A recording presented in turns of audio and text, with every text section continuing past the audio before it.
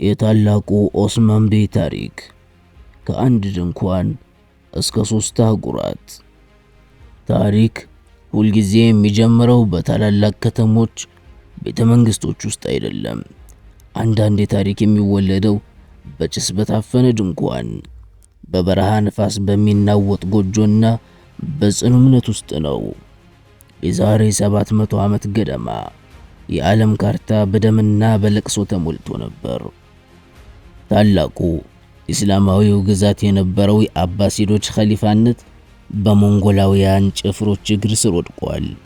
ባግዳድ እየነደደች ነው። ዕውቀትና ስልጣኔ በጤግሮስ ወንዝ ውስጥ እየሰጠመ በነበረበት በዚህ አስፈሪ ዘመን በ1258 ዓመተ ምህረት በአናቶሊያ ሰሜናዊ ምዕራብ በምትገኝ ሱጉት በምትባል ትንሽ መንደር አንድ ሕፃን ተወለደ። ይህ ሕፃን ኦስማን ቢን ኤርቱሩል ይባላል።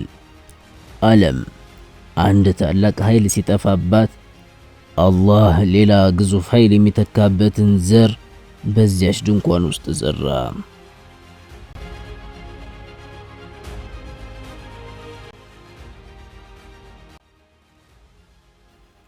ኦስማን ያደገው በሰላም ውስጥ አልነበረም።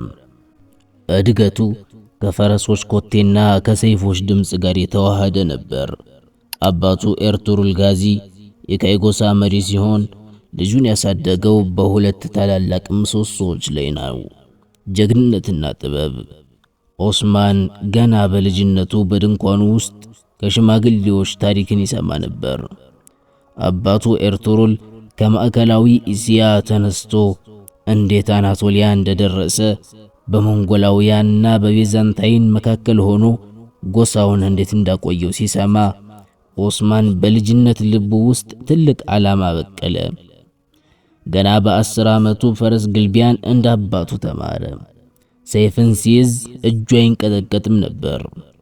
ነገር ግን ኦስማን ከሌሎች ተዋጊዎች የሚለየው አንድ ነገር ነበረው። እርሱም አስተዋይነቱ ነበር። በወጣትነቱ ዘመን በጎሳው ውስጥ የሚነሱ አለመግባባቶችን በፍትህ መፍታት ችሎታ ነበረው። አባቱ ኤርቱሩል ኦስማንን ሲመለከት እንዲህ ይል ነበር፣ ይህ ልጅ ከእኔ በላይ ይሄዳል። ኦስማን ከሰይፍ ጨዋታ ጎን ለጎን መንፈሳዊ ትምህርትም ይከታተል ነበር። በእምነቱ የጸና፣ በሶላቱ ላይ የሚበረታና ለድሆች የሚራራ ልብ ነበረው። ይህም በጎሳው ዘንድ ኦስማን ድል አድራጊው ብቻ ሳይሆን ኦስማን ፍትሃዊው ተብሎ እንዲወደድ አደረገው። በ1281 ዓመተ ምህረት የታላቁ ኤርቱሩል ጋዚ አይኖች ለዘላለም ተከደኑ። የካይጎሳ መሪውን አጣ። በዚያን ጊዜ ኦስማን ገና የ23 ዓመት ለግላጋ ወጣት ነበር። የጎሳው መሪነት ለማን ይሰጥ የሚለው ትልቁ ፈተና ሆነ። የኤርቱሩል ወንድም የሆነው ዱንዳር ቤይ መሪነቱን ፈለገ። እርሱ በእድሜ ትልቅና ልምድ ያለው ነበር። ነገር ግን የጎሳው ጀግኖችና ታማኝ ተዋጊዎች የሚያዩት ወደ ወጣቱ ኦስማን ነበር። ኦስማን መሪነቱን ሲረከብ ወታደራዊ ጉልበትን ብቻ ሳይሆን ዲፕሎማሲያዊ ጥበብንም ተጠቀመ። አጎቱን ዱንዳርን በማክበር ነገር ግን በቆራጥነት የጎሳውን አንድነት አስጠበቀ። በዚያን ጊዜ ኦስማን ፊት ለፊት የነበሩ ጠላቶች ግዙፍ ነበሩ። በአንድ በኩል የባይዛንታይን ግዛት ምሽጎች፣ በሌላ በኩል ደግሞ እርስ በርሳቸው የሚዋጉ የቱርክ ጎሳዎች። ኦስማን ግን አንድ ትልቅ ህልም ነበረው። እርሱም ሁሉንም ሙስሊሞች በአንድ ጥላ ስር መሰብሰብ። ይህ ታሪክ ያለ ኦስማን ህልም ሙሉ ሊሆን አይችልም።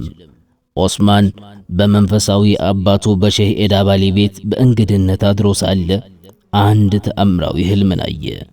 በህልሙ ከሼሁ ደረት የወጣች ጨረቃ ወደ እርሱ ደረት ገባች። ከዚያም ከደረቱ ላይ አንድ ግዙፍ ዛፍ በቀለ።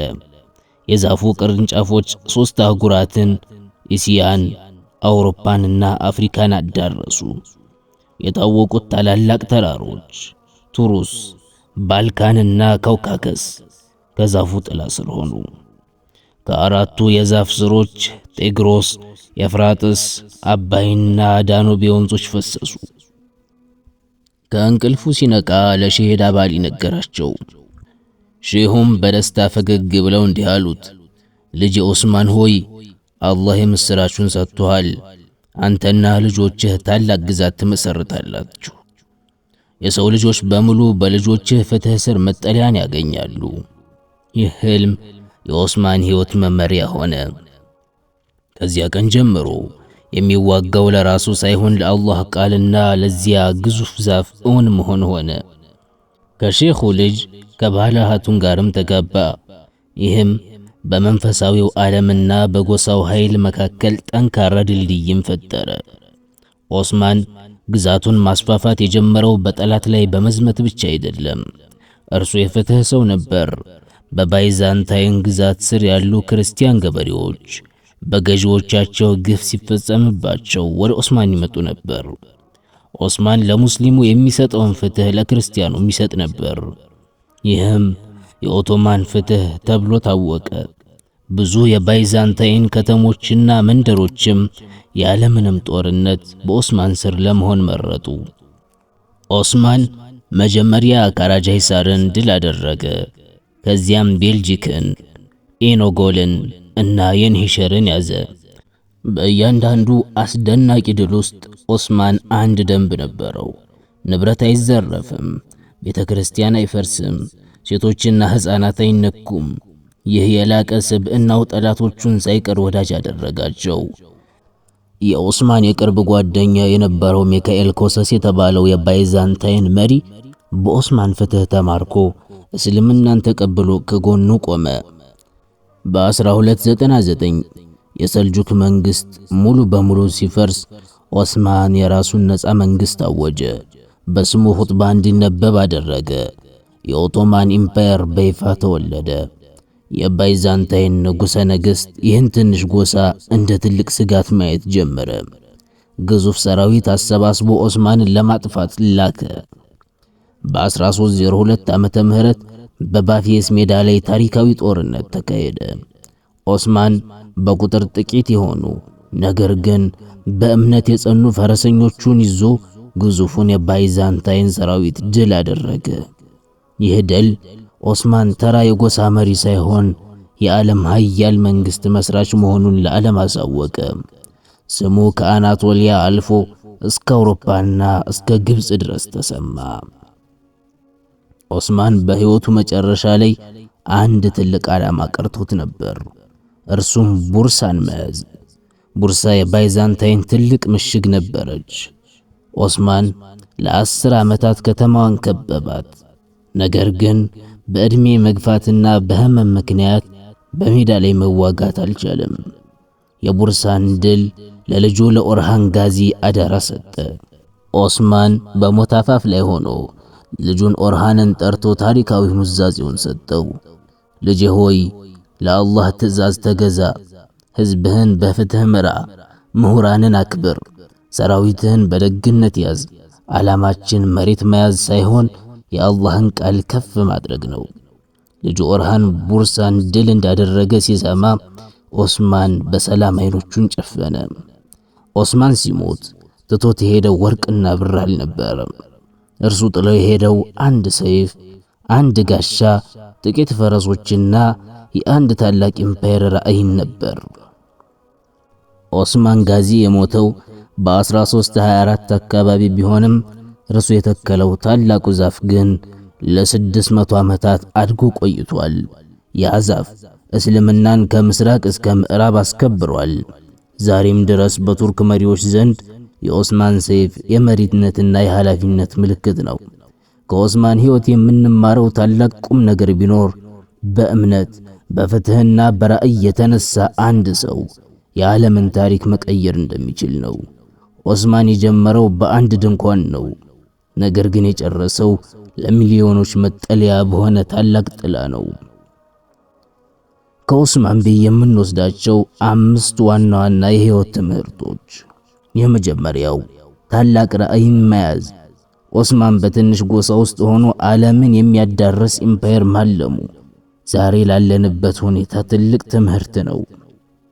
ሁለተኛ ፍትህ ለሁሉም፣ ሙስሊም ላልሆኑትም ጭምር ፍትህን በማስፈኑ ጠላቶቹን ወደ ወዳጅነት ቀይሯል።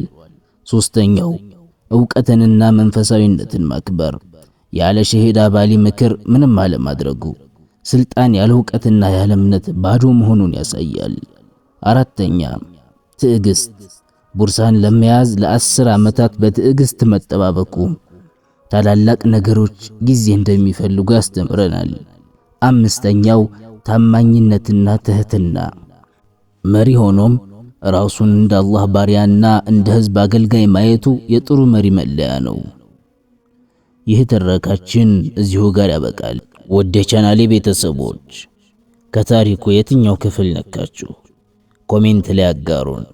ቻናላችንን ሰብስክራይብ ያላደረጋችሁ ቻናላችንን ሰብስክራይብ በማድረግ እንደዚህ አይነት ህይወታችንን የሚቀይሩ የሚያነቃቁ ታሪኮችን ከናስተምህሮቶቻቸው ያገኙ። በቀጣይ በሌሎች ታሪኮች እንዲሁም አስደናቂ ትምህርቶች እስከምንገናኝ ወሰላሙ ዐለይኩም ወራህመቱላሂ ወበረካቱሁ።